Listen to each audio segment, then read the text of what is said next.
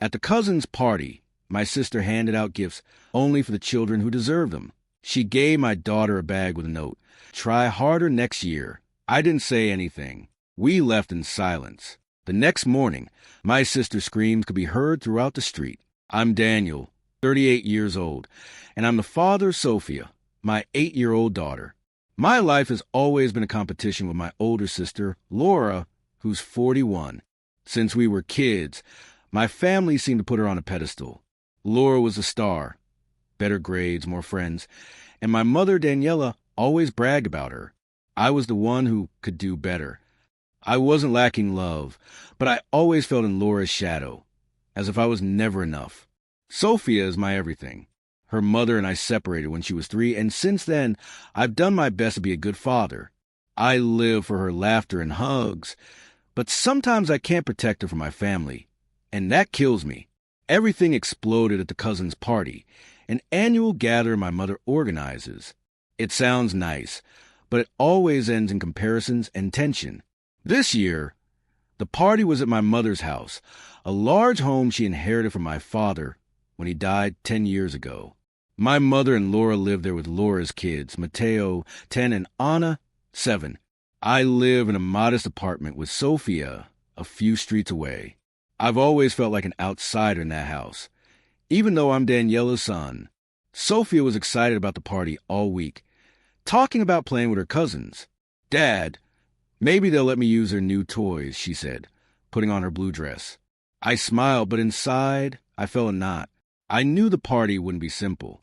It never is. We arrived at 4 p.m.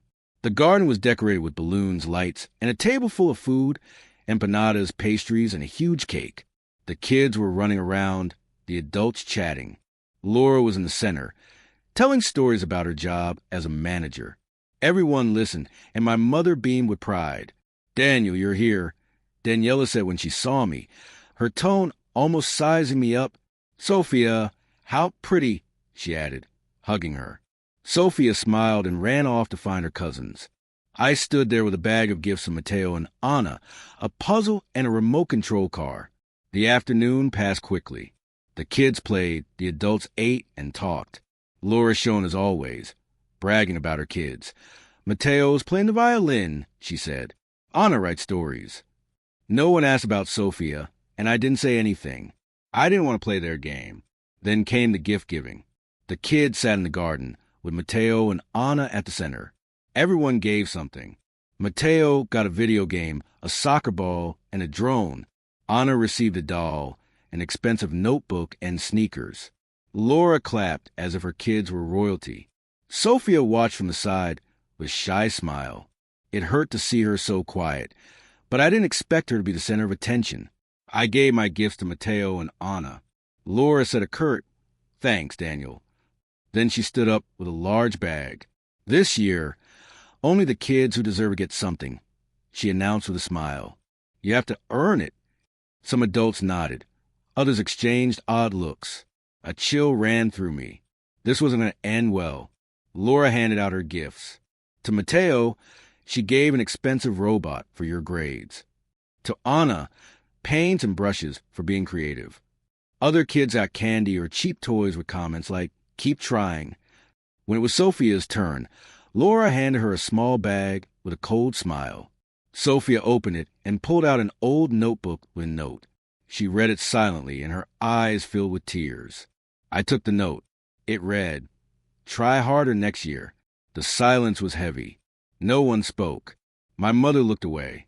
The others pretended not to notice. Sophia sat next to me, hugging me. "Dad, I want to go," she whispered. My heart shattered, but I didn't want to make a scene. "Let's go, little one," I said.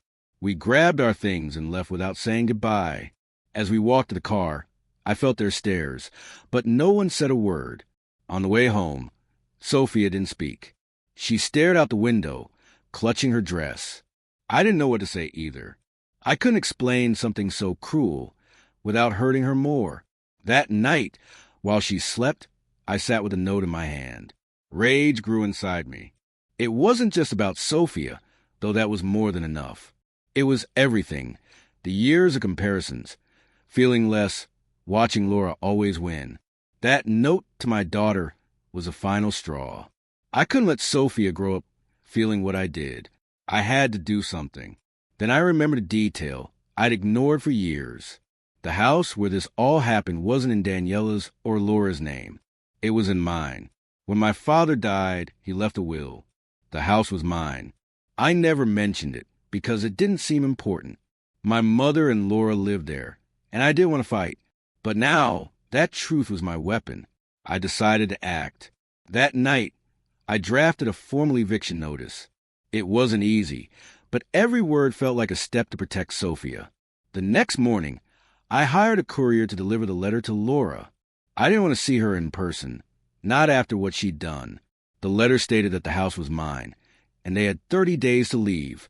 I didn't explain further. I didn't need to. At 9 a.m., my phone started ringing. It was Laura. I didn't answer. Then came the messages, one after another, full of insults and questions. How dare you? Is this a joke? I ignored them all. Half an hour later, I knew things had escalated. Laura's screams could be heard from my mother's house, 3 streets away from my apartment. Neighbors came out to see what was happening. I didn't go look. I didn't need to. Sophia was in her room, coloring, oblivious to the chaos. I didn't want to hear anything, so I ignored Laura's messages, which kept coming. Insults, threats, even saying she'd sue me. That house is Mom's, not yours, she wrote over and over. I laughed bitterly. She had no idea about the will. No one did, not even Daniela.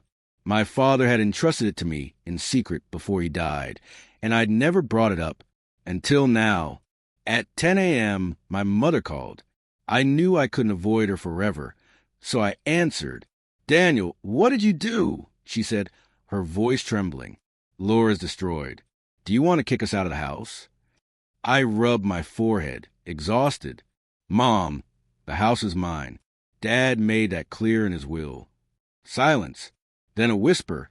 "That can't be. You never told me." "I didn't have to," I replied. "But what Laura did to Sophia, I'm not letting that slide." Daniela started with her usual excuses. Laura didn't mean to hurt anyone. She was just being creative. That made me angry. Creative? She humiliated my daughter in front of everyone. This is over. I hung up before she could argue. I sat on the couch, staring at Laura's note still on the table. Try harder next year. Every time I saw it, I felt a fire in my chest. It wasn't just about Sophia, though that was enough. It was the years of comparisons. Hearing my mother praise Laura while I was the one who could do better. But hurting my daughter? That I wouldn't tolerate. At 2 p.m., someone pounded on the door like they wanted to break it down. I knew who it was. "Daniel, open the door." Laura shouted. Sophia looked up from her room, scared. "Stay there, little one," I said and went to the door. I didn't want her coming in, so I opened it just a crack. Laura was furious, her face red, eyes blazing. "How dare you send that letter?" she said, pushing the door. I held it firm. "That house is Mom's, not yours."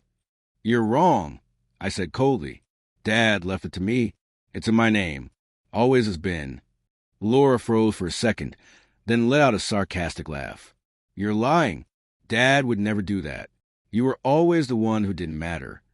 That stung, but I didn't let her see me falter. "I'm not lying. Check the papers or talk to a lawyer." She switched tactics, her eyes filling with tears. "Daniel, we're family. My kids have nowhere to go. Mom's not well." I knew it was all an act. Danielle was healthy, and Laura always used her kids as an excuse. "Don't give me that," I said. "What you did to Sophia was cruel. This is for her." Laura gritted her teeth. "It was just a note, Daniel. Your daughter is weak.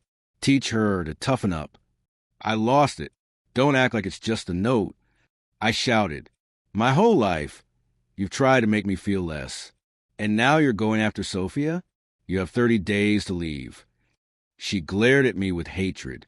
"This isn't over," she hissed and stormed off, leaving a heavy silence in the hallway. I closed the door, my heart racing. Sophia came out of her room and hugged me. "Why is Aunt Laura yelling so much?" she asked. I didn't want to fill her head with ugly things. "She's mad about something I did," I said. "But don't worry, everything will be okay."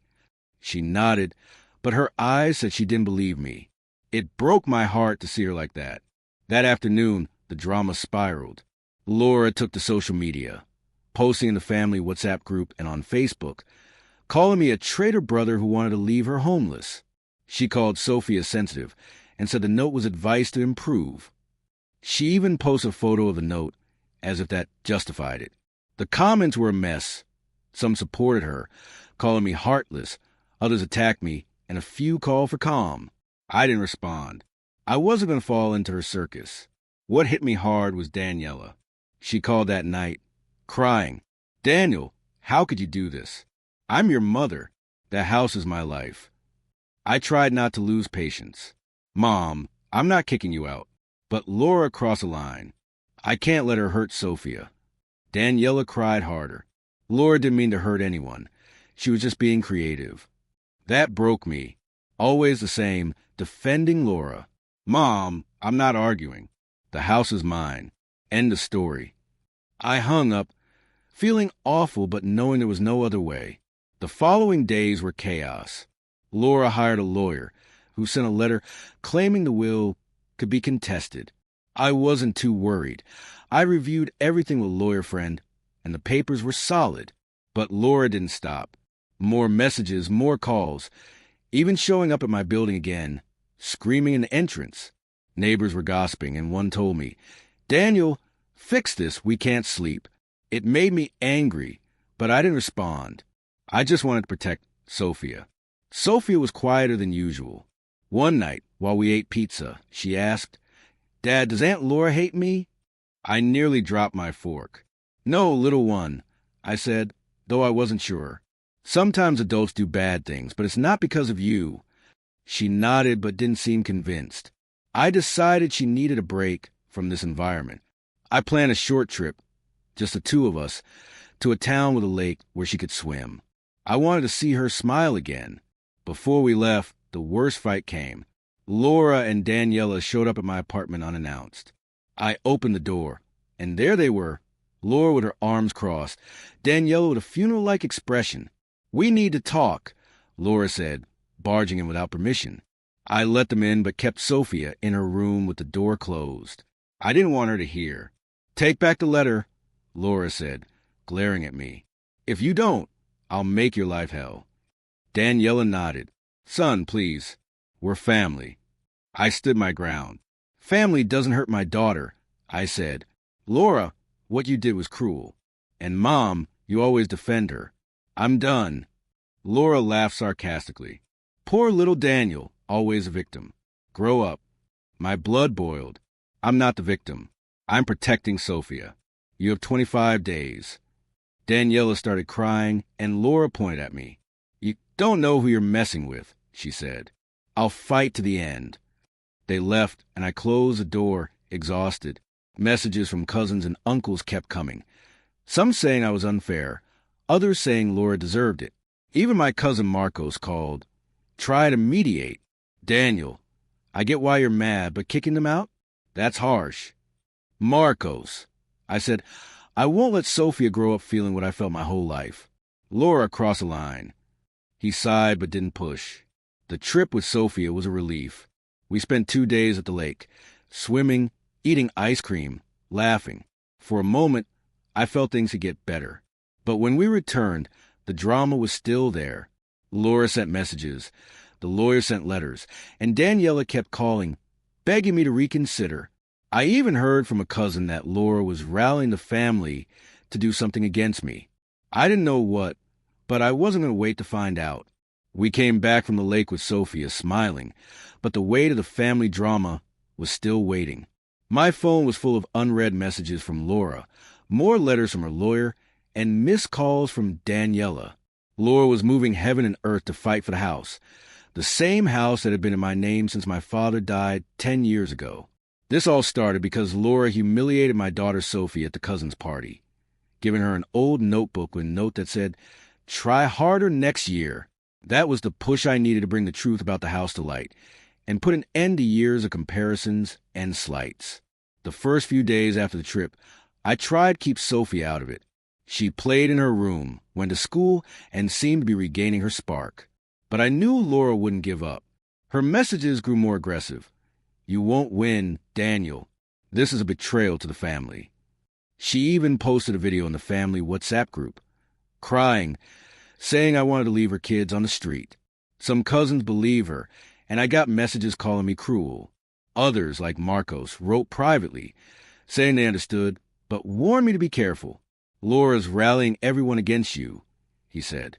It didn't surprise me. Laura was always a queen of appearances, convincing everyone she was a victim. But this time, I wasn't falling for her game. I reviewed the house papers with my lawyer friend, Esteban, who confirmed the will was airtight. "They've got nothing, Daniel," he said. "The will is clear, and the house has been yours from the start. Let them try, they won't win." That gave me some peace, but I knew the drama wouldn't end with papers. One morning, while dropping Sophie off at school, I got a call from an unknown number. It was Carmen, a neighbor of my mother's house who always knew everything. "Daniel, you need to come," she said nervously. "Laura's at the house, screaming that she won't leave. There's a lawyer with her, and your mom's crying on the porch." I sighed. I didn't want more fights, but I couldn't ignore it. "Thanks, Carmen," I said and hung up. I dropped Sophie at school and drove to the house. When I arrived, the scene was exactly as Carmen described. Laura was in the garden, yelling at a suited man I assumed was her lawyer. Daniela sat on a porch chair, facing her hands. Neighbors watched from their windows, and a couple of cousins who lived nearby were murmuring on the sidewalk. I got out of the car and walked toward Laura, who saw me and charged like she wanted to tear me apart. "Here's the traitor," she screamed, pointing. "You want to kick us out, huh? You won't get away with this." The lawyer, a bored-looking guy, approached. "Sir, I'm Laura Gomez's representative. We're contesting the will. There are irregularities." I crossed my arms. "There are no irregularities," I said calmly. "The house is mine. Talk to my lawyer if you want, but you won't change anything." Laura let out a sarcastic laugh. "You've always been a loser, Daniel. You think you can take me on?" I didn't respond. I looked at Daniela, who lifted her red-eyed gaze. "Son, please, stop this," she murmured. That hurt, but I didn't back down. "Mom, I'm not doing this for fun. Laura hurt Sophia. I won't let that continue." Laura jumped in. "Oh, please, it was just a note. Your daughter's a spoiled brat." I lost my patience. "Don't act like it's just a note." I shouted. "My whole life, you made me feel less. And now you're going after Sophia? This is over." The lawyer tried to calm things down, but Laura wouldn't stop. Neighbors started recording with their phones, and I knew this would go viral in the neighborhood. I didn't want more of a circus, so I turned around. "You have 20 days, I said and got in the car. Laura shouted something I didn't catch, and Daniela stayed on the porch, unmoving. That night, while Sophia slept, I sat down to think. I didn't want to keep fighting this war, not for me, but for Sophia. She didn't deserve to grow up in an environment where her aunt humiliated her and her grandmother always defended the culprit. But I also couldn't let Laura get away with it. I decided I needed a plan to end this once and for all, not just for the house, but for my peace and Sophia's. The next day, I talked to Esteban. I told him everything, the fight, the threats, Laura's posts. "I want this over," I said. "I don't want Sophia growing up with this poison." Esteban nodded. "You could sell the house," he suggested. "It's yours, and you're not obligated to let them live there. If you sell, you cut the problem at the root." The idea gave me vertigo. Selling the house where I grew up, where my father spent his final days, wasn't easy. But I thought of Sophia, her sad face after the party, and knew it was the right thing. I moved quickly. I contacted a real estate agency and put the house up for sale. I didn't tell Daniela or Laura. I knew if they found out, they'd cause a scene before I could do anything. The agency worked fast, and within a week, I had a solid offer from a young couple wanting to move to the neighborhood. I accepted and signed the papers with Esteban present. The house sold for a good price, enough to secure Sophia's future and start fresh somewhere else. When Laura and Daniela found out, it was like a hurricane hit the neighborhood. Laura called, screaming so much I could barely understand her. "You sold the house? How could you? That was my house." "It wasn't yours," I replied coldly. "And it's done. You have 15 days to leave." Daniela called too, crying, "Daniel, you're my son. How could you do this?" I try not to let guilt take over. "Mom, you always defended Laura, even when she hurt Sophia. This is for my daughter." I hung up, and for the first time in a long time, I felt something like freedom. Laura didn't give up. She tried everything. Called a real estate agency claiming the sale was illegal, went to police alleging I'd forged a will, even organized a family meeting to get everyone to make me see reason. But nothing worked. The papers were clear. The sale was legal, and Esteban ensured everything was in order. The cousins who supported Laura slowly went quiet, and some, like Marcos, even wrote to say they understood my decision the day Laura and Daniela moved out. I didn't go to the house. I didn't want more fights. Carmen, the neighbor, kept me updated. "Laura's furious, but they're leaving," she wrote. "Your mom won't stop crying." It hurt to imagine Daniela like that, but there was no going back. Sophia was my priority, and I wouldn't let her grow up in Laura's shadow like I did. With the sale money, I rented a small house in a quiet town an hour from the city. It had a park nearby where Sophia could play. I enrolled her in a new school, and little by little, she became the joyful girl she used to be. One afternoon, while we painted together on the porch, she asked, "Dad, are we going to be okay here?" I hugged her. "Yes, little one, we're going to be more than okay." I cut contact with Laura and Daniela. It wasn't easy, but it was necessary.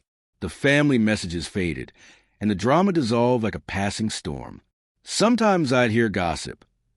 Laura moved to an apartment with her kids. Daniela was living with a distant aunt. I didn't ask for more. I didn't want to know. My life was now Sophia, our new home, and the peace I finally felt. Looking back, I don't regret it. The house, the screams, the fights. It was all the price of protecting my daughter. Sophia won't grow up feeling less, like I did. And to me, that's worth more than any inheritance.